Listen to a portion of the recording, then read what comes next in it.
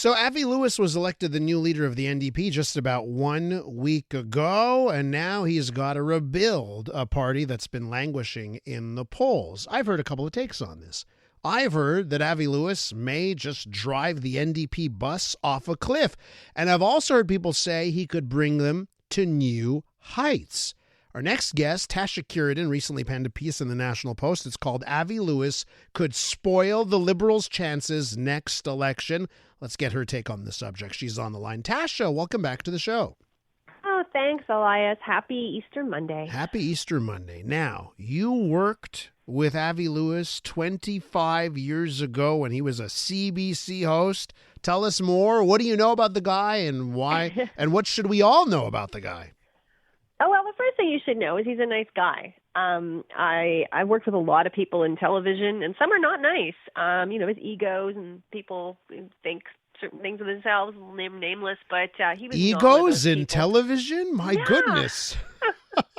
He was hosting a show called Counterspin, which was a debate program CBC had premiered, and my role was I was one of the producers, so I was the conservative Rolodex on the show, trying to get conservative guests. Other people booked guests in their wheelhouse of different parties. What always struck me about him was that even though he had very, very clear convictions, very far left, very socialist, he always was very respectful of other people's views. He hosted the show respectfully, but he was also respectful in the office. And I remember this. I worked there for 3 years, and he was a very nice guy to work with. So that's one. So he's not going to have the people problems, probably the management issues that some other politicians who will remain nameless are having right now. But he also is very dyed-in-the-wool in his convictions, and that's only become more apparent over the years as he and his wife, Naomi Klein, published the LEAP Manifesto in 2015, which was a hard left environmental, leave the fossil fuels in the ground piece, screed that really hurt the NDP government in Alberta. They still are smarting from that. They believe it contributed to their defeat in 2019. And, that's why you've seen Naheed Nenshi, the leader of the NDP in Alberta, say that, he doesn't want anything to do with Avi Lewis.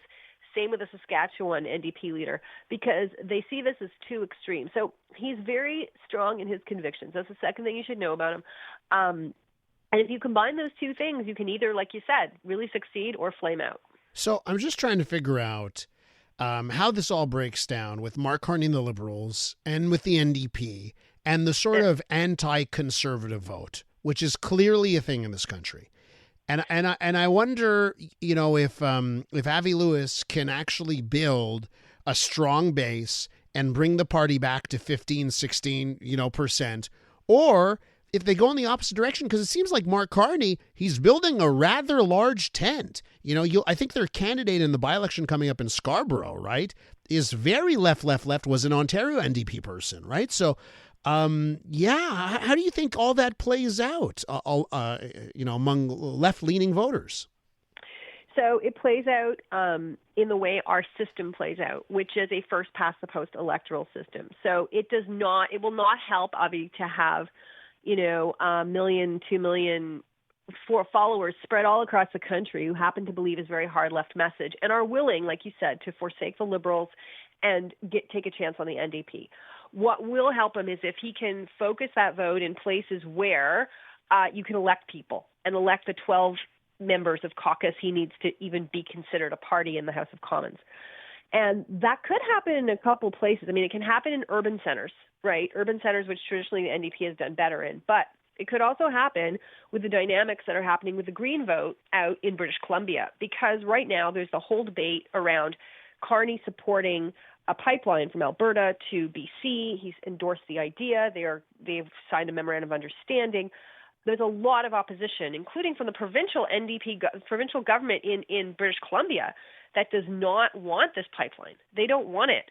So and the NDP's always had representation in ridings in British Columbia. If Avi can gobble up the Green vote, can get those environmental people who are hard left and will die on that hill, no matter if it's a Liberal government or not, he could have a shot at getting that 12 seats. And I think that because, Carney, yes, has an NDP deputy leader from the province, Dolly Begum, running in Scarborough. He's trying to straddle both sides of the tent. But I do think that on the environment, he's vulnerable because he really has departed from the Liberals' traditional position and his own position on this. So people who are really hardcore on that could make the difference for Avi. And he's also very charismatic. He's a very charismatic guy. Look at Mamdani. It's a similar thing, except the difference was Mamdani only had one city to deal with. Lewis has a whole country. So it's really a question of math and a question of a system and whether they are strategic. That will test his political acumen for sure. So should he double down on, left, dare I say, extreme left positions, whether it's environment, whether it's Israel, Palestine? You mentioned Mamdani, government-run grocery stores. Should Avi Lewis lead the NDP left of left, completely eat the Green Party's lunch, take those 3, 4, whatever percent it is, and then build that base there? I think based on his character, how I remember him, and where the space is right now in the political spectrum, I think that's probably their best shot, to be honest with you, because a center left. I mean, the Liberals right now are a large center. They've gobbled up center right, they've gobbled up center left, but Carney is taking positions that many NDP voters, especially on the military, on the environment, that they don't like. Right? So if it looks like Carney will win, if it looks like he'll form government, and we're talking in 3 years, because I think he will get his majority by hook or by crook. He will get a majority with floor crossers, the by-elections, and they're going to look at it at 3 years, right? The next time around, what will there be to talk about? Poilievre probably won't be there as leader, I don't think, if Carney gets a majority and it's 3 years from now. So the NDP will be dealing with someone different. And I think that at that point, too, there may be less fear. They may be like, okay, well, we think the Liberals will get in, so we'll take a shot. We'll take a chance on the NDP. Green voters who voted Green in the last election and didn't vote Liberal, well, you could get those people possibly to vote NDP because they already decided not to vote Liberal, right? And they took that chance. So I think that's where you're going to see the party move under his watch. So let me just ask you, because I heard a pundit this weekend, and it's escaping me the name, but I heard a pundit this week say that the Liberals are talking to 10 MPs to cross over. Is that what you're hearing? I saw that article. It doesn't surprise me. I honestly tried to avoid politics this weekend. So I needed a break. But I did see that, of course. And it doesn't surprise me because of that letter that Poilievre wrote, the Justify Your Job letter that he sent out last week. I mean, if I was an MP in the Conservative Party and I got that letter from a guy who cost the taxpayer $2.3 million or whatever it was for that by-election because he lost his own seat in the last election, I might be a little irked, right? I wonder if he wants to get these people to just do it right away. Like if you're Poilievre, to send that letter is like, you know what, make up your mind. Do it now. If they do it, he's out though. If Carney's in for 3 years, the Conservatives will have the space to hold a leadership contest, develop, potential contenders. He's done. So it's not in his interest, in fact, to have Carney get a majority. And I just think it's bad people's skills, honestly. And I think that's going to be the downfall of Poilievre. I mean, it's like, Dale Carnegie, How to Win Friends and Influence People.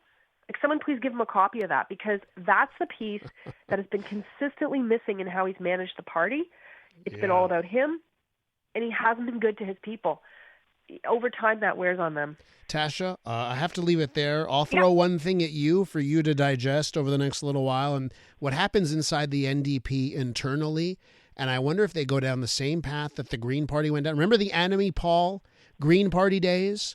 Yes, I do. Right? And that party ate itself from within. And I think what we saw at the NDP convention last week was a lot of similar things, equity cards and on and on and on.